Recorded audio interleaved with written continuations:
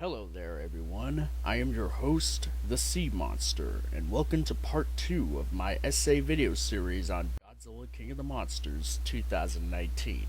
Now, hopefully, anybody who's coming into this one would have already seen part 1 before reconvening to here. So, if you haven't seen part 1 yet, I suggest you pretty much go back to that one before going into this one so you can have a proper context here. Or if this video happened to be the very first video of my channel that you just happened to stumble across on, then stick around, I guess, and then maybe backtrack to part 1.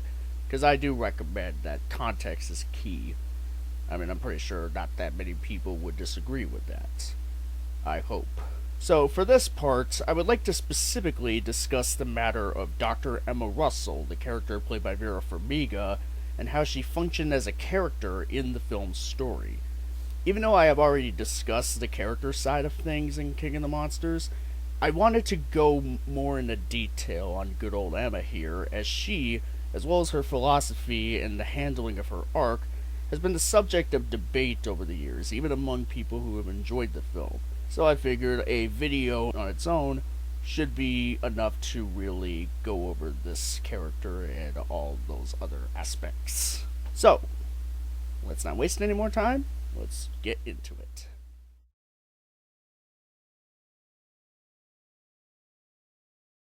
Dr. Emma Russell, played by Vera Farmiga, is a character of great complexity when it comes to how she goes about her actions over the course of the film. She, much like her ex-husband Mark, goes through a significant change in point of view when it comes to the Titans and their impact on Earth. Whereas Mark sees that the world would be better off without Titans due to the loss of his and Emma's son Andrew, only to soften his view towards them when he realizes how important Godzilla is in keeping a balance in the Earth's ecosystem. Emma sees the Titans as the only hope for the planet in order for it to survive, but to a point where she is willing to take drastic measures in order to save the planet without seeing the bigger picture of how much it could negatively impact mankind. It's only through Ghidorah, being an invasive species, using the other Titans to raise the planet to his will and liking, that Emma realizes her mistake and that she was foolish and irrational in her decision-making and aligning with the likes of Alan Jonah, who by that point became much more accepting of letting Ghidorah do his thing, regardless of how much worse off the world is with him as King of the Monsters. Now granted, Emma could have done some more research on Ghidorah like what Chen does at a later point in the film, especially considering how there was very little in terms of pre-existing records on the Titan due to past civilizations seeming to want him to be expunged from history so that he may never rise again. However, Emma was in an irrational state of mind when she let Ghidorah out, as well as when she sought to continue onward with the plan to awaken the rest of the Titans. She had just as much info on the creature as Monarch did at the time, in that all she and Jonah had to go off on regarding Ghidorah, who was classified as Monster Zero up to that point due to his mysterious background, was that he was an alpha Titan on the same level as Godzilla who fought with the latter for dominance. Then, with Jonah as the devil on her shoulder, Emma goes forward with her and the former's initial plan of awakening the Titans of Earth no matter the cost. Her grief over Andrew's death has consumed her and resulted in her being easily manipulated by her emotional state to commit a great deal of misdeeds. It's only after she sees Ghidorah causing a mass awakening and after Madison effectively disowns her that Emma begins to realize just how much her grief has torn her family apart, and how much that grief has caused her to fall from grace. And so, Emma goes on to try to course-correct things when she realizes that Madison may be in danger after she had gone off with the Orca and is about to put her life on the line in order to try to undo the mistakes. Once Emma meets up with Mark once more to go find Madison in Boston, and when they manage to rescue her, the wounds of 2014 had begun to finally heal as Mark and Emma were able to save one of their children after having failed to save another. Then, by the end, Emma takes the initiative to sacrifice herself in order to buy her ex-husband and daughter time to escape and time for Godzilla to regain his strength by luring Ghidorah away with the Orca. Despite being at the cost of her life, Emma manages to give Mark and Madison a chance to go forward in living better lives, as well as giving Godzilla a chance to fulfill his duty to save the world from Ghidorah and undo her damage once and for all as the one true king of the monsters. Now, as much as people were to consider Emma getting some form of redemption by the end to be a poor choice considering what she was about to let happen as a result of awakening various titans, I would like to respond to that with this. Darth Vader, one of the most iconic and greatest villains in all of cinema, was responsible for committing the mass genocide of the very people whom he was once a part of, all in the name of ensuring that the very man who manipulated him into falling from grace would become emperor.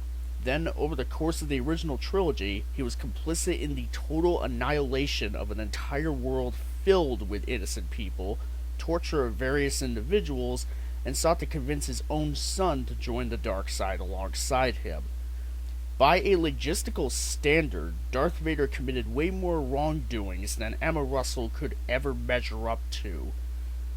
And yet, despite all that, Vader was still redeemed by his son, and came back to the light during the final moments of his life to undo the damage he had done by slaying the Emperor and bring balance to the Force.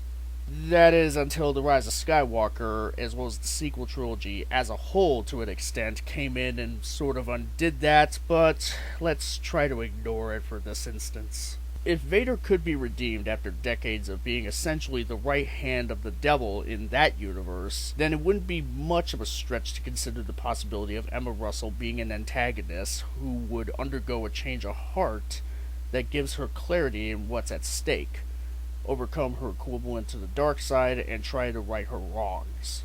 Now granted, I won't say that Emma Russell is on the same level as Darth Vader, not just in terms of the amount of misdeeds that she's committed, but also the tragic side of her, in terms of that Darth Vader had years upon years of having been put through tragic circumstances that all culminated to him to fall from grace.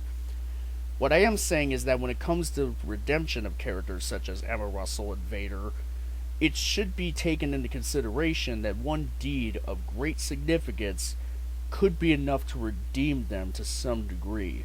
So, we've gone over Emma's role in the story, her actions throughout, and her character arc, and we've gone over the execution of her redemption at the end of the film. So now, let's go over her philosophy.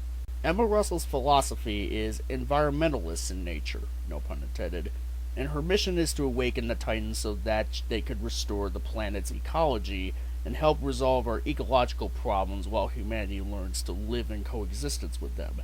Her heart is in the right place. In fact, during the end credits sequence of the film, we are shown news clippings and blogs that illustrate that the Titans have been affecting the Earth for the better after Godzilla becomes king of them all. So Emma wasn't completely wrong about the Titans at the end of the day. However, working in an alliance with Jonah and being driven by her grief over the loss of Andrew back in 2014 have caused her to be irrational in how she goes about executing her plan.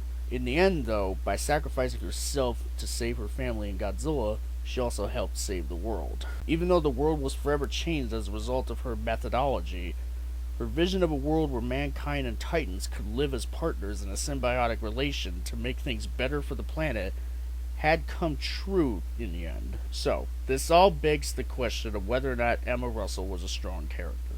I would say yes, because there are a lot of layers to the character that makes her far more complicated than a typical villain who twirls their mustache and wants to take over the world.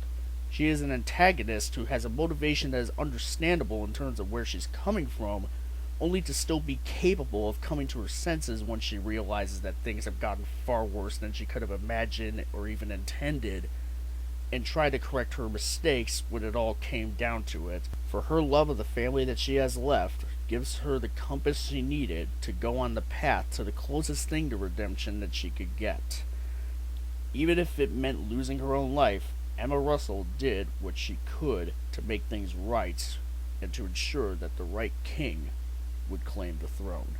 Well, that seems to about does it for part 2 of this essay video series of mine. Stay tuned for part 3, where we go over the technical aspects of Godzilla King of the Monsters, and then go on to conclude the series overall. But until then, thank you for watching, and I will see you all later.